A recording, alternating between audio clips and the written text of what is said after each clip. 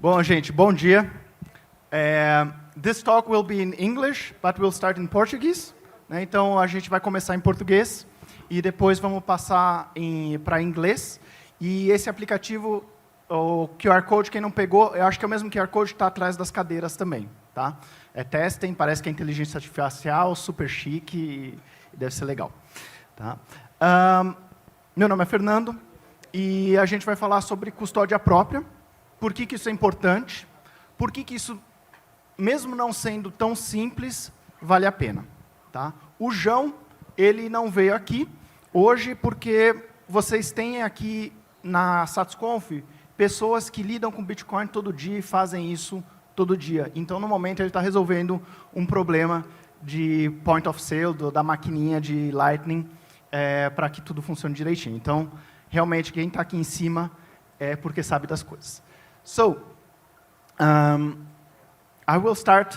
Eu vou pedir, então, para o Odudex falar para a gente um pouco o que quer dizer custódia própria e qual que é a diferença dela para custódia de terceiros. E por que a gente devia escolher a custódia própria? Bom dia, pessoal. Então, a gente cresceu ouvindo, né, no mundo Fiat que a gente precisa guardar o dinheiro nos bancos, que ter na nossa casa é perigoso. Então, a gente precisa confiar em terceiros para estocar o nosso dinheiro, nossas poupanças, né? E no Bitcoin também, assim como no mundo Fiat, tu pode ter o teu dinheiro sob custódia de um terceiro, um banco, ou sob custódia própria. No caso do Fiat, seria como dinheiro vivo, né? E no Bitcoin, a gente ouve pessoas argumentando que para deixar o Bitcoin em exchanges, né, que seriam os bancos, equivalente aos bancos, mas a gente pode também fazer a custódia própria do Bitcoin, né?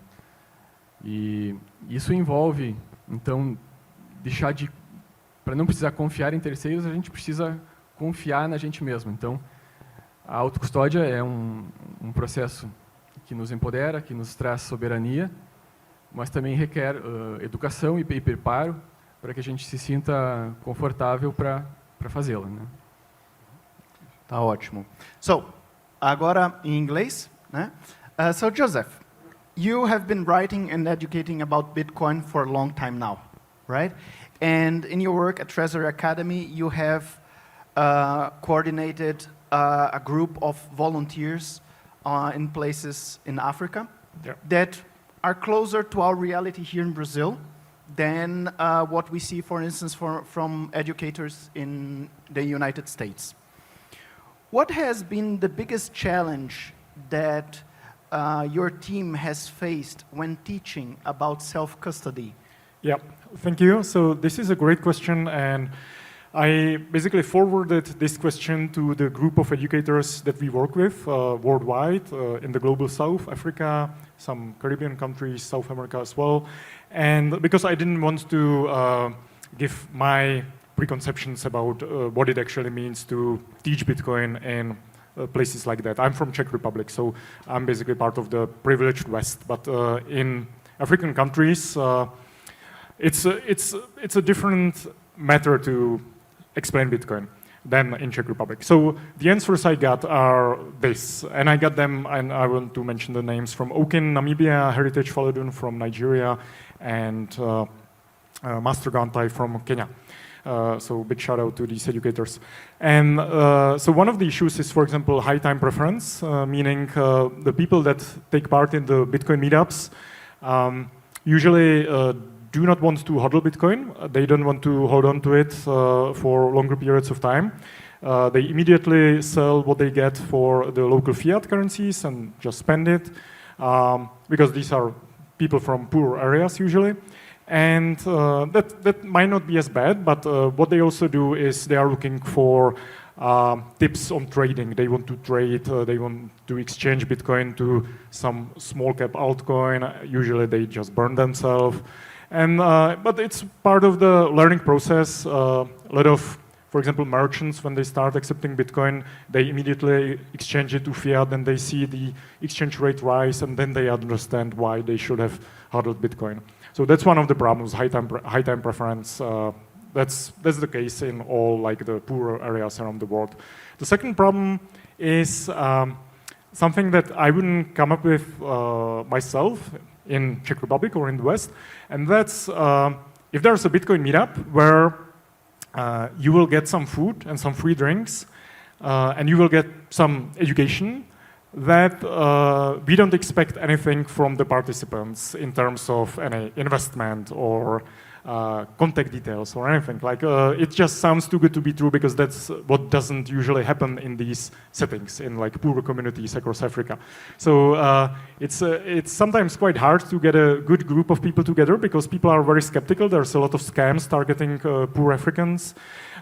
They may have heard about Bitcoin in connection to some Ponzi schemes, local scams. So what we need is reputable local Bitcoiners that are already somehow active in the community, some community organizers, maybe teaching at school, going to church, being just active in the community because they have the trust and they want, people understand, they want to take advantage of them. Yeah, and connecting to self-custody, that's also an obstacle to overcome. Because people in the poorer communities don't own anything of value. They don't really, a lot of times they don't just understand what it actually means to hold anything of value and to really keep it secure. If they have any kind of like digital money, it's mobile money, Momo, that's very popular across Africa, and they can always like get the access back. If they lose the access, lose the phone, they can reset the passwords. So the Bitcoin educators need to explain that Bitcoin is very different. If you self-custody, you really need to protect something, and that hasn't been the case before. Yeah, so it's really mostly based on locals explaining Bitcoin in the local context, having high reputation, high trust, and understanding how to explain Bitcoin properly in the given setting. So, okay, so the first thing they have to do is cut through the noise, right? So understand Bitcoin is different. Then they have to understand, they have to have the means to save, right? And then to understand the difference between saving with themselves than saving with the mobile phone company or so. Yeah. Right? And what have your people report to you about the biggest mistakes that people do in such situations when they try to do self-custody? Well, to be honest, we don't recommend self-custody as the first touch point, because usually Bitcoin in these settings involves like a couple of dollars. So we don't have a problem with recommending, for example, Blink. Blink wallet used to be a Bitcoin Beach wallet. I think they are doing a great job at Galloy. So that's what, like, we have sort of a process to graduate to self-custody. So we recommend, let's say, Blink for smaller amounts. Then you graduate maybe to Phoenix or Breeze or Blue Wallet. So it's still Lightning. That on-chain doesn't make sense for smaller amounts. And then if you have, let's say, $500 to $1,000, then it makes sense to get a hardware wallet. The cost of hardware wallet has come down. The prices have come down over the past several years. So $500 would be probably the threshold now, which is quite a lot of money for people in poorer communities. Usually that's when you're talking to a merchant that's accepting Bitcoin, for example, in some kind of restaurant. We onboarded a merchant in South Africa, in Ekasi, in the Bitcoin Ekasi area, to Bitcoin, and gave him a hardware wallet, and he understood like what it means. Yeah, they really need to understand what self-custody means. But if they are motivated, if they are a merchant accepting Bitcoin for their goods and services, then they are usually, what I've seen, they feel much more responsible because the couple of hundred of dollars really mean something to them, as compared to, for example, investors in Czech Republic for whom like $500, $1,000 isn't like that much. So they are usually, people in the West are usually less careful with their seeds. So we haven't seen really actually any like nightmare scenarios of people just misplacing their seed. They really take care if they understand, if they do their own homework, if they listen at the meetups, they really take a very good care for their recovery seeds. That's great to hear. So I think one message that's very important from what you told us is that it's okay to start slowly, right? It's okay to trust a reputable company in the beginning when you're learning about Bitcoin, because there's a lot of information to take in. And it's okay to use, after that, a hot wallet in your cell phone with small amounts, right? You don't have to go directly to an expensive hardware wallet just because you bought some Bitcoin to start with. It's more important, I guess, for you to go to a self-custody hot wallet to learn how to do the backups with small amounts, right? And when you feel comfortable, you will feel more comfortable to buy more Bitcoin too, and then you will have the need to maybe do a better self-custody security scheme. But if you are a geek and you are interested and you like messing with things, there are lots of opportunities for you to go straight to a hardware wallet without breaking the bank, without spending too much money. And Odudex has worked in a project like this that's called Crux, that is exactly a hardware wallet that you can build yourself by buying the parts online. And so, Odudex, we talked a little bit before, and I wanted to hear again what motivated you to start the Crux project? What got me into Crux, it's a project Let's start again. Sorry, it might be very useful if you explain what is Crux, right? Okay. Shortly, and then tell us your motivation. Right. Crux is a hardware signer. It's a firmware that transforms generic devices into signers, and it's a project that was created by a GitHub user called Josef, and I boarded in 3 years ago. And what got me into it was this desire to have my own signer and to learn about it. And as I'm a geek, a do-it-yourself enthusiast, I also want to learn how things work. And so that's what motivated me to join the project. And in learning, it's still what motivates me to keep contributing to it, creating new features, and helping users to learn about self-custody too. And before you started working on this hardware wallet, and we say hardware wallet, it's an old term that we use, that everybody knows, but from some time now, we are using signing devices, dispositivos de assinatura, because that's their main function, right? So it's a bit easier to understand what they do. But so before you started the Crux project, did you have other signing devices that you had bought from Trezor or other companies? I didn't have any commercial hardware wallet because it's a challenge for us in Brazil to. At the time I got into Crux 3 years ago, there was no suppliers here or distributors. You have to import, so it's complicated and it's very expensive, bureaucratic, and the taxes are high. And this is why I got into do-it-yourself too. Before I joined Crux, I had a Jade that I made myself too. And after I heard about air gap signing, I got interested in devices like SeedSigner and Spectre do-it-yourself. But even those devices can be expensive for us. Like Spectre do-it-yourself we also have to import and pay high taxes. And just the screen is very expensive, yes, right? It's very. It's close to commercial hardware wallets, so for us it's expensive. And when I saw the Crux hardware, the price was lower, and yet it's still very powerful hardware, and which allows to implement a lot of nice features and learning tools that help a lot on self-custody. Okay. And Joseph, we were looking at the prices of the Trezor wallets before. What were they? Do you remember? Well, so the cheapest one, Trezor Model 1, is $49 or euros right now.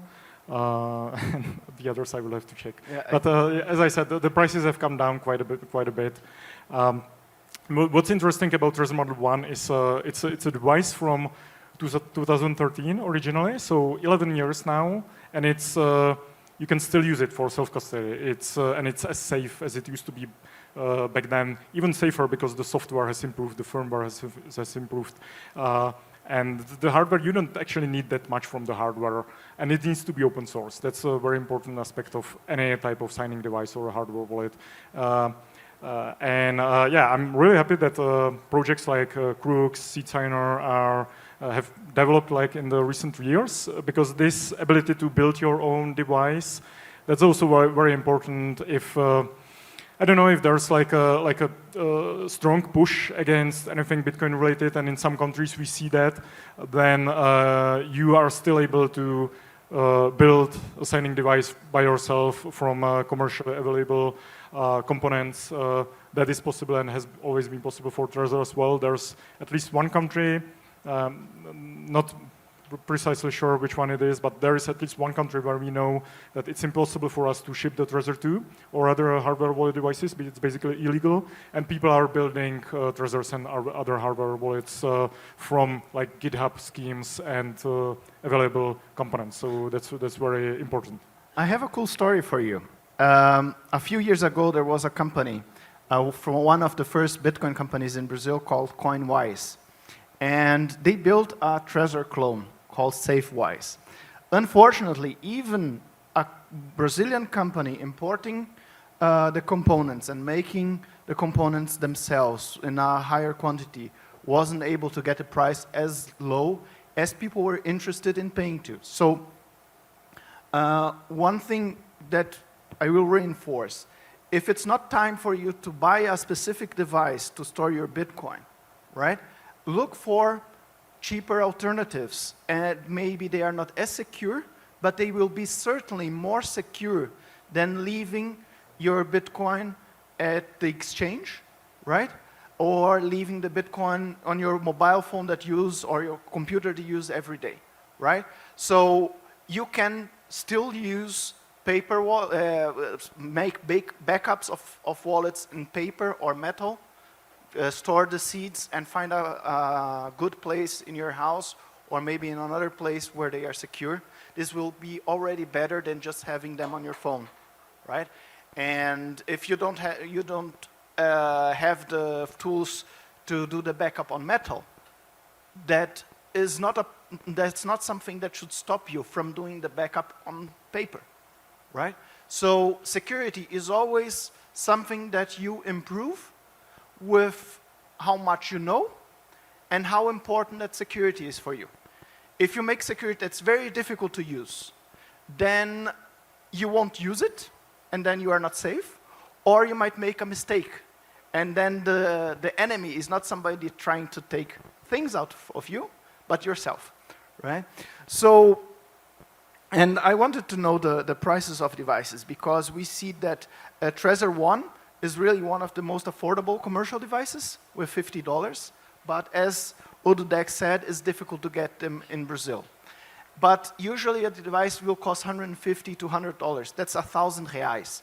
That's a lot of money, right? So take a look, for instance, Odudex is going to do a workshop on how to build your own signing device.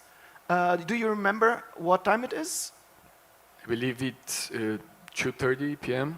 Today, right? Today, yeah. So the times are all 50 minutes more, right? So if it was 2:30, it will be 3:20, okay? And we will have workshops outside too.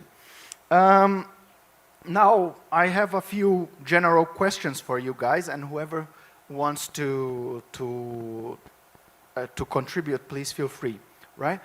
What should people pay attention to when they are first starting with self-custody? They have bought Bitcoin at an exchange. The exchange is a good one. It's a reputable exchange, but you want to take self-custody for yourself because that's something that's good for everyone. What should they pay attention to? Yeah, so they should be familiar with what's the process of recovering the wallet from the seed. So what I usually recommend when people set up their first hardware wallet, their Trezor, is set it up, write down the seed words, maybe note down the first address that you generate or send some small amount on that first address. Then wipe the device, just do a factory reset, and recover the wallet again from the seed words that you have written down. That serves basically two purposes. You will be absolutely certain that you have written it down correctly if you recover the wallet and see the address with some small amount. And second, you will know what it takes to recover the wallet. And that's, for example, a good protection from phishing, because phishing tries to take advantage of people. Phishing means just scammers trying to get the seed words from you. And usually it builds on people being unfamiliar with what it actually looks like when you recover the wallet, because if you are recovering a Trezor wallet, the device will guide you and you will write down the words on the device itself, not on like some Google form on a website. This is what it usually, or like fake website, but you will never type it inside the web page. So it's very important for people to be familiar with the process of recovering their wallet and to do it when there's nothing at stake or very low stakes. Because if you destroy your device and you only have the seed and you are, I don't know, there's like $100,000, you're very nervous about it and you can make a mistake. So you should be familiar with that in like a comfortable setting. Yeah, that's a fantastic advice. And there is another thing that you can use to get familiar with Bitcoin, is that you can use testnet coins, right? These are Bitcoins. They work exactly like Bitcoins, but they don't have no value, right? And so you can lose them if you make a mistake. That's not a problem. Yes, it's a little bit, you have to find a website where you can get those, and it's a little bit of a hassle, but you don't lose money. You just learn with that. So you can do tests with testnet coins, but you also can do tests with a small amount. Remember, you are teaching yourself something, and that's valuable. And so it's okay for you to spend some money to make sure that you will make a lot more, much more money that you really have and that's really valuable for you, much more secure. So you can do this test too with a hot wallet in your phone, right? You install the app, you write down the seed words, the 24 or 12 words that are your secret, and then you delete the app and try to recover that too. That's also a good test to do. And we will have a workshop that will do exactly that with hardware wallets. It will start exactly after this one on the workshop page. I will do a demonstration with hardware wallets, and you can use hardware wallets yourselves too. But enough of me. Odudex, should people be discouraged from using backup words or hardware wallets, signing devices, because it's so complicated? Of course not, but as you both said, it's very important to practice. If you are willing to don't trust in third parties and want to trust yourself and be in peace of mind, you must learn and practice. And the advices you said to try and test and practice the backup recovery, to use the testnet, you don't need to spend anything to learn and practice. This training that you do yourself, also I suggest to send money to your wallet, to sign a transaction in case you are trying to learn about crooks or other Argapet, the signer. Practice receiving and sending, signing, doing the real thing. You must be prepared and must be confident for the moment you will need to really do transactions. You can't let to learn the moment you need it. You must practice before. So. And a good benefit that if you learn before you need this, you will, and you understand what you're doing, and I can tell from experience, is that you get a lot of peace of mind.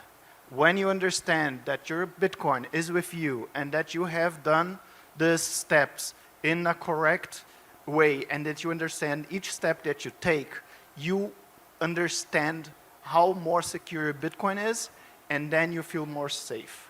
Yeah, you definitely need to practice and check your backups. If you use a passphrase, you should back that up as well. A lot of people have this idea that they just remember stuff, but they really don't. People are really bad at remembering stuff. Just recently, at a service desk in Trezor, we had a user that had a Trezor from 2018. He set it up in 2018. And recently, that's usually what happens when the price reaches new all-time high. People realize they actually hold on to some Bitcoin that has grown up in some value, so they go to check their wallet. This particular guy found out the recovery seed was lost sometime in the recent years, and he has a device. The device is still intact, but it's locked with a pin, and he thought he remembers the pin, but he doesn't. And the problem is you have only 16 attempts, and then the device wipes itself as a protective measure. So now what can you do? You can try guessing the pin, and it's going to get really depressing with every attempt where you get closer to the total annihilation of the Bitcoin. So one recommendation is to do the dry run recovery, as we said before, wipe the device, recover it, but then check up on your backups every year at least every 12 months, and make sure everything is in place. Make sure you remember the pin. If you don't remember it, that's not such an issue because you can still recover the wallet, but if you use a passphrase, you should write that down as well. And yeah, just practice, be familiar with your setup. And what's a little bit more advanced maybe is then think about the inheritance process if something happens to you, so that your kids or your wife or your parents can access the stash if you want them to. And we will have a panel tomorrow about inheritance and multi-sig too, and we'll have a workshop on multi-sig wallets too. So what happens when you have a problem with your hot wallet or your signing device and you want to find help, and you go onto a Discord chat of the company or a Telegram chat of the company and you say that you have a problem? What's the first thing that happens there? Well, we don't use Discord or Telegram, so anything looking like that is a scam. And maybe you're hinting at if you ask any questions in, for example, BTC Pay server, Telegram, you will immediately be contacted by multiple accounts saying they are the representatives of the company or of the project, and they are scammers. They are trying to fish you basically to get the recovery seed from you. So yeah, that's what happens at these sites. So we use like a chatbot on our website. We use like a process to send us the query, and yeah, you should be always very suspicious if you think you are talking to a representative of a company, and they should never ask you anything really specific about your Bitcoin, like how much you own, where's your seed, what's your seed words, and stuff like that. Yeah. So you do have open source projects like Sparrow Wallet or Spectre Do It Yourself, where there's no company behind that and where the support is from the community. And then you will have these Telegram groups and Discord chats. And the admins or the moderators of those chats, they always say, I don't contact you with a DM, right? I will never talk to you directly. I will only talk to you in this chat. So when you store your Bitcoins with yourself, you also have to pay attention that there is no Bitcoin manager that will help you. You are your Bitcoin manager, right? So learn about this, use SatsConf as a learning opportunity, and I will use the last few seconds here to show you other sessions that will deal with custody of Bitcoin. So In Sala Gênesis, there is autocustódia básica in a few minutes. Mais adiante da manhã tem gestão de UTXO com Sparrow Wallet. No início da tarde vai ter Hardware Wallets na prática, que é o workshop que eu vou dar. Tá? Também, mais ou menos naquele mesmo horário, tem privacidade e autocustódia no palco Satoshi Nakamoto. E tem até segurança e carteiras digitais para as crianças no Sets Kids. Mais adiante vai ter Crie Sua Própria Soberania, autocustódia com Crux, com o Odudex, tá? Que a gente comentou antes. E amanhã, de manhã, tem o workshop de multisig e o backup em metal. Tá? Então, thank you very much for your participation, for your attention, and go learn something. It's always interesting, it's always nice, and you will have lots of people here in this conference willing to help out. But don't trust, verify. Beautiful, thank you. Thank you for having me.